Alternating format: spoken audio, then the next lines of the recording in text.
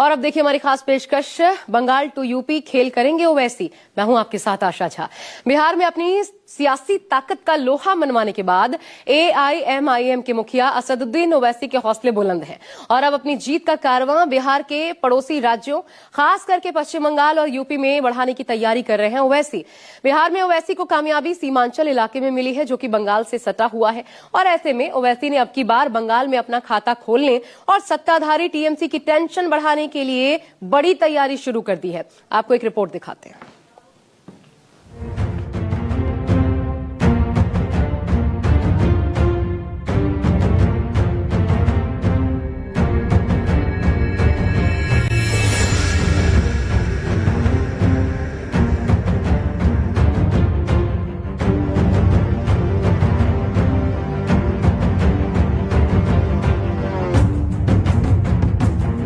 ये सियासत है। मैं अपनी पार्टी को लेके आगे बढ़ना चाहता हूं।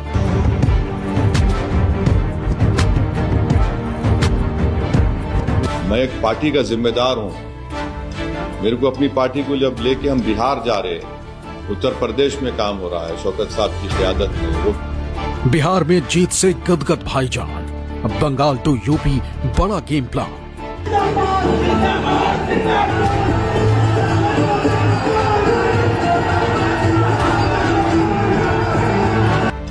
बंगाल में टारगेट पर 100 सीट, दीदी को चुनौती दे पाएंगे ओवैसी।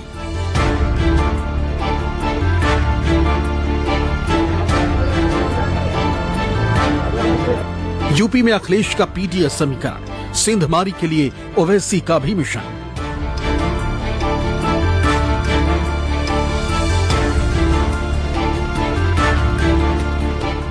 बिहार में अपना विजयी पताका फहराने के बाद AIMIM चीफ असदुद्दीन ओवैसी के हौसले बुलंद हैं।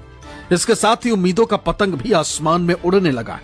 बिहार की कामयाबी से गदगद असदुद्दीन ओवैसी अब अपना कारवा आगे बढ़ाना चाहते हैं और इसके लिए नया ठिकाना बिहार के 2 पड़ोसी राज्य पश्चिम बंगाल और उत्तर प्रदेश को बनाना चाह रहे हैं, जिसका ऐलान करने के साथ ही ओवैसी उसकी तैयारी में भी जुट गए। आपको ओवैसी की वो तैयारी और पूरा गेम प्लान समझाएंगे, मगर उससे पहले आपको बिहार में ओवैसी ने किस तरह अपना दम दिखाया और कैसे महागठबंधन को AIMIM ने सबसे बड़ा नुकसान पहुंचाया है, वो बताते हैं। अब की बार ओवैसी ने अपनी पार्टी से कुल 28 उम्मीदवार बिहार चुनाव में उतारे थे, जिसमें से 5 सीटों पर जीत हासिल कर उन्होंने अपना पिछला रिकॉर्ड बरकरार रखा। इसके साथ ही ओवैसी की पार्टी को इस बार 1.85% वोट मिले, जो कि पिछली बार मिले 1.24% के मुकाबले 0.61% ज्यादा है। AIMIM को जो 5 सीटें मिली, उनमें जोकीहाट, बहादुरगंज, अमौर, कोचाधामन और बायसी, ये सभी 5 सीट सीमांचल इलाके की हैं और सभी के सभी मुस्लिम बहुल हैं। सभी पर मुस्लिम आबादी तकरीबन 60% से ज्यादा है।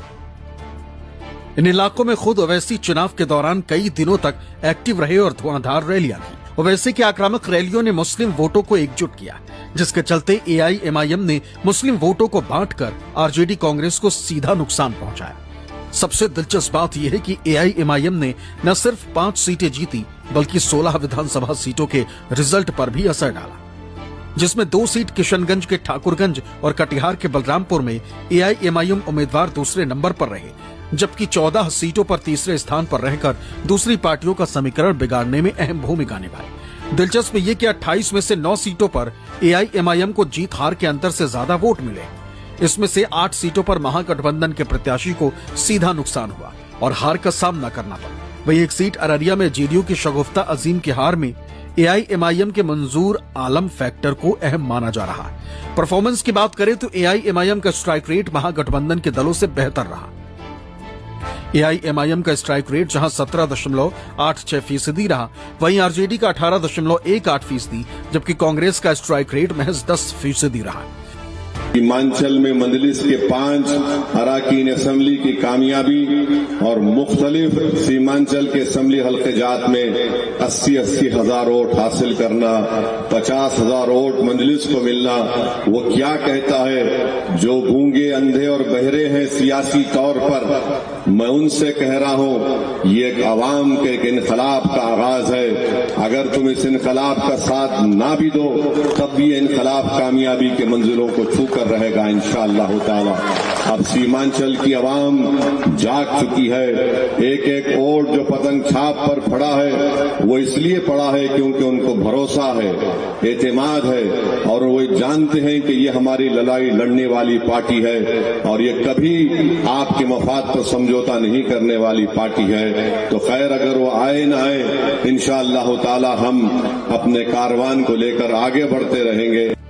और इस कारवा को लेकर ओवैसी अब बंगाल पहुंचने वाले हैं, क्योंकि बिहार की जीत से ओवैसी को उम्मीद है कि वो अपनी सफलता का परचम पश्चिम बंगाल में भी लहराएंगे, जहां इस बार एक बेहद ही अहम चुनावी मुकाबला होने वाला है।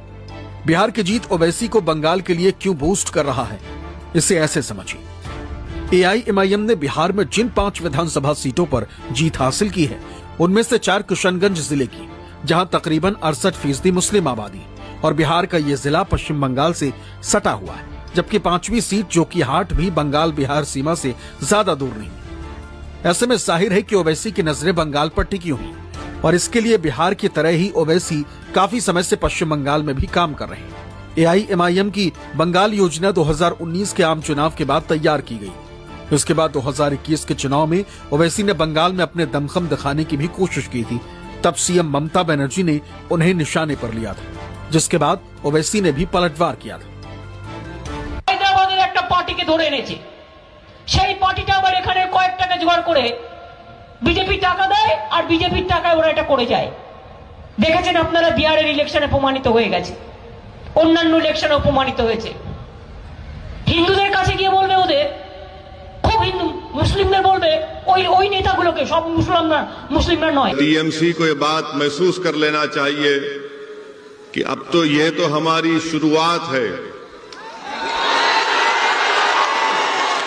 अभी तो हमारा स्टार्ट हुआ है और स्टार्ट में ही टीएमसी की नींद हराम हो चुकी है। हमारे महबूब आलम वीडियो दिखा रहे थे कि मुख्यमंत्री ममता बनर्जी ने कहा कि असदुद्दीन ओवैसी गद्दार है, गद्दार का साथ मत दो, ये वोट काटने आए हैं, इनको पैसे मिले हैं। मैं बंगाल के मुख्यमंत्री से यह कहना चाहूंगा कि आप जो कुछ कहना चाहते कह लो मेरे को, मुझे इसका कोई फर्क पड़ने वाला नहीं है। मगर एक बात आपको याद रखना पड़ेगा कि शायद आपको अपनी जिंदगी में असदुद्दीन ओवैसी जैसे अपोजिशन लीडर का मुकाबला नहीं हुआ होगा अभी तक। हम लड़ेंगे, ये हमारा जमहूरी हक है, डेमोक्रेटिक राइट है, और हम आगे बढ़ेंगे इंशाअल्लाह ताला। हालांकि 2021 के विधानसभा चुनाव में ओवैसी का कारवा बंगाल में आगे नहीं बढ़ पाया था। एआईएमआईएम ने बंगाल में 6 उम्मीदवार उतारे थे, जिनमें से ज्यादातर मालदा और मुर्शिदाबाद में थे और एक आसनसोल उत्तर से था। चुनाव से ठीक पहले तृणमूल ने एआईएमआईएम के पूरे बंगाल नेतृत्व को अपने पाले में कर लिया, जिसमें अनवर पाशा भी शामिल थे। नतीजा ये हुआ कि एआईएमआईएम के सभी उम्मीदवार चुनाव हार गए। हालांकि इस हार के बावजूद एआईएमआईएम ने बंगाल में अपनी महत्वाकांक्षाओं को कम नहीं किया है और इस बार भी तैयारी में। आप बंगाल में लड़ेंगे जाकर इस बार चुनाव? अभी बातचीत चल रही है, हमारे लोग बात कर रहे हैं, तो कतई जवाब देंगे आपको, थोड़े दिनों में देंगे। क्या आप लेकिन एक प्रिंसिपल एक स्टैंड आपका है कि आप भी वहां भी ममता बनर्जी की पार्टी से कोई गठबंधन करना चाहते हैं, उनको कोई ऑफर देना चाहते हैं आप? ऐसा है ना कि लाइटर वेट में कह रहा हूं आपको, हिंदुस्तान की राजनीति में अगर कोई बर्मुडा ट्रायंगल है तो असदुद्दीन ओवैसी है, तो उसका इलाज मेरे पास तो नहीं है। क्या बात है क्या बात है। नहीं, फिर भी आप तो हमेशा कहते हैं ना कि सेक्युलर फोर्सेस को साथ में लड़ना चाहिए, तो इसलिए मैं कह रहा हूं कि क्या आपके मन में एक ख्याल आया है कि जैसे आपने बिहार में महागठबंधन को ऑफर दिया था, उधर ममता दीदी को भी देंगे क्या? देखिए, अभी तो हम अपनी पार्टी में बातचीत चल रही है, उसके बाद ही कुछ आपको बता पाएंगे। दरअसल ये बात ओवैसी बखूबी जानते हैं कि बंगाल में अपनी अलग पहचान बनाना आसान काम नहीं होगा, क्योंकि उनकी पार्टी को उत्तर बंगाल के मुख्यतः उर्दू भाषी मुसलमानों का समर्थन तो प्राप्त है, मगर दक्षिण बंगाल जहां मुस्लिम वोटों की अच्छी खासी संख्या है, जिसमें ज्यादातर बंगाली